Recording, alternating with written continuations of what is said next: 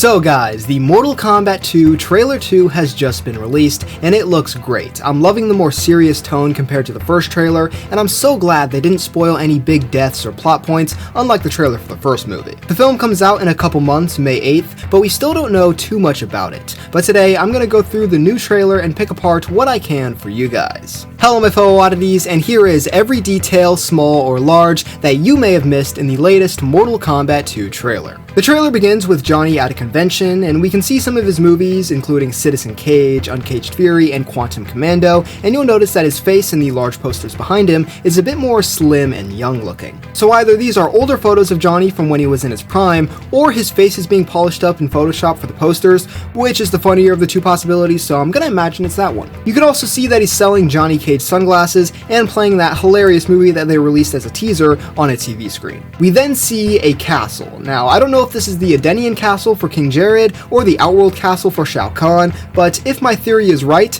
it could be both. I was thinking, in these shots where it's sunny out and the lighting is more warm, this is King Jared's castle, but when Outworld takes Adenia and the merger happens, this castle becomes Shao Kahn's, which would be kinda neat. This theory is supported by the fact that a lot of the sets we see in Adenia seem very similar to the areas we see that are clearly later on in Outworld. We then see King Jared and Child Kitana right before, presumably, King Jared fights Shao Kahn. Now what's interesting is usually in depictions, Kitana is just a baby when Jared dies, so it makes more sense for her to believe Shao Kahn is her real father. But this movie's universe could be going the route of the 1995 timeline, where Kitana is only loyal to Shao Kahn because she doesn't see another choice, rather than genuinely thinking she's his daughter. We then see a shot of Hanzo in this nice colorful forest, which we also got in the last trailer, but we see later on in this one that this area transforms into the Netherrealm. I have thoughts, but I'll wait till then to get to them. We then get a shot of Bi-Han right after being burned by Scorpion in the last movie, same pose and all, and this is likely the scene where he is resurrected. Speaking of which, right after, we see a figure standing over who looks to be Kung Lao. This figure is probably Quan Chi, and in this scene he is turning Kung Lao into a revenant, which we see him as later on. The Quan Chi and Netherrealm stuff in this trailer is very interesting, and I'm gonna try and piece it all together for you guys, because it relates to Shinnok, Shang Tsung, Raiden, and somehow it all ties into the main narrative by the end. Then we get some shots that are just repeats of the first trailer, which this has quite a bit of, probably a result of the marketing not being prepared for the movie being pushed back by 7 months. We then get a more extended look at the Johnny Cage vs. Kitana fight. The most interesting thing here is Kitana's mask, which is able to appear and disappear at will, similar to a lot of the nanotech masks from the Marvel Cinematic Universe. Ugh.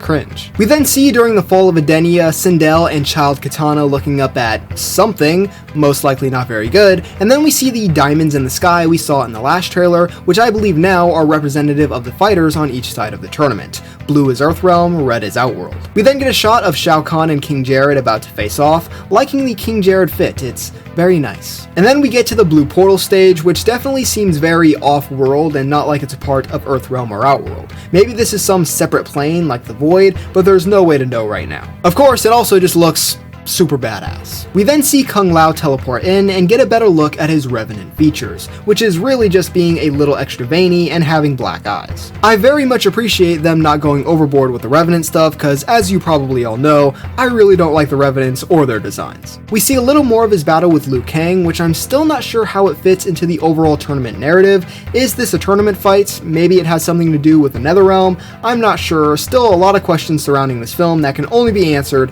in a couple months' time. Now we get that shot of Hanzo's safe haven transforming into the Netherrealm. My theory is that this is some sort of vision that has either been placed on Hanzo to keep him at bay, or that he's somehow created for himself. Now that, most likely, his descendant has been killed, he is either saved from this vision by seemingly Kano and Johnny Cage, or he takes it down himself, depending on if he's aware of his true surroundings or not. We get a shot of Jade, still bald, rip. And then we see Jared's death, this time with the impalement cropped out, so I believe this is not a red band trailer unlike the first one. We then get a couple beautiful shots in a row, one of Liu Kang versus Kung Lao, and then another of the Netherrealm, and you can just tell that either their budget was much higher, or they were just much smarter with it, because just look at how good these look. We then get our first frontal appearance of Quan Chi, which you may have missed since it goes by very quick. But basically, we see Kano being resurrected, still with the hole in his eye from the gnome, still a baffling creative decision that they had the perfect opportunity to give him his metal eye plate but just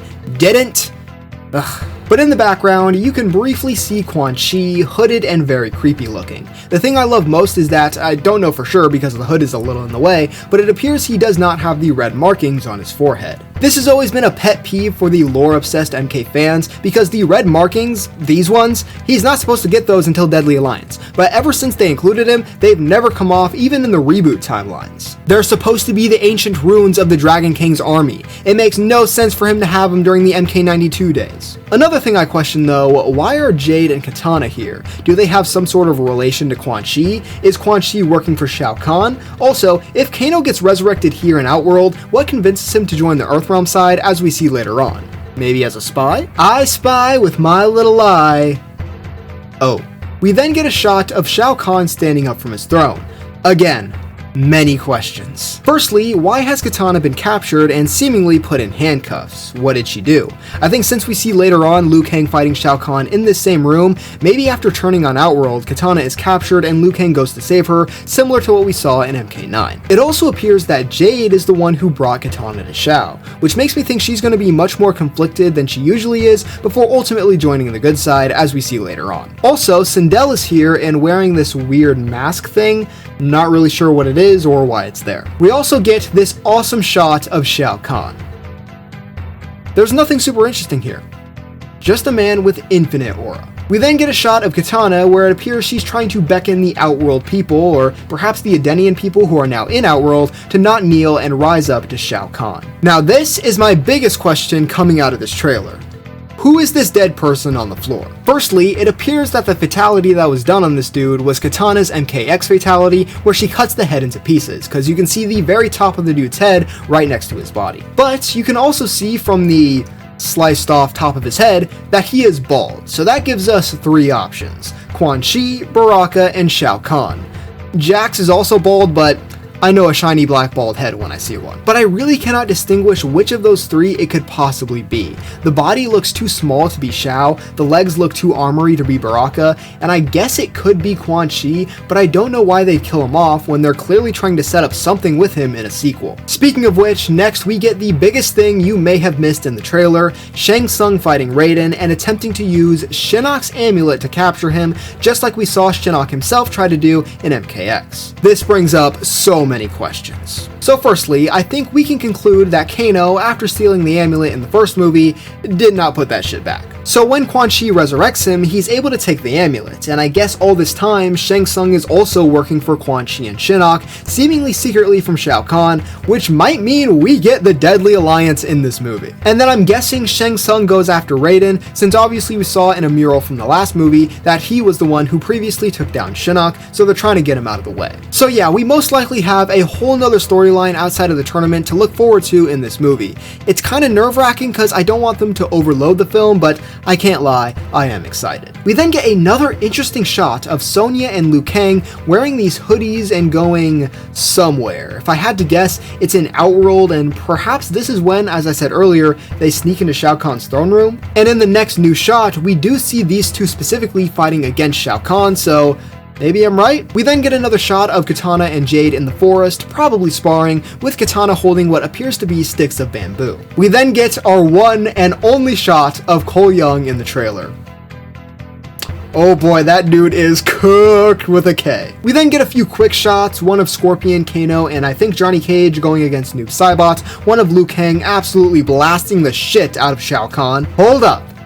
Is Liu Kang actually gonna beat Shao Kahn and become Mortal Kombat champion? I didn't think so originally, but this is giving me some hope. And then we get one more shot that is really hard to make out because Raiden's lightning takes up the entire screen basically, but if you try to look in the background, I believe this is the portal stage. I don't know why it's red and not blue, but just from the platforms, that would be my best guess. I'm not 100% on that though. We get "It's showtime" and "Get over here" we heard in the last trailer, and then a bunch of quick shots with the MK theme in the background by the way, including this one of Jade and Kano attacking Noob Saibot, which shows that Jade does eventually work for the good guys, but also that her staff can now shoot green energy, so I'm not sure what that's about, and it also makes this look vaguely reminiscent of Harry Potter. We get a fun shot of a bloodied Liu Kang beckoning on who I can only assume to be Shao Kahn, and Raiden going against Shang Tsung, doing the flippin' Superman fly, hell to the yes. We see Kung Lao with his Revenant-inspired razor hat, and we see Scorpion doing the Toasty Fatality again like he did in the last movie, before the title card and last little clip of the trailer. Johnny will definitely die. Very funny. But that's it for everything I caught in the second Mortal Kombat 2 movie trailer that you may have missed. But did I miss anything that you saw? Let me know in the comments down below. Subscribe and leave a like if you want, and that's wraps on this one, my fellow oddities. I'll see you next time.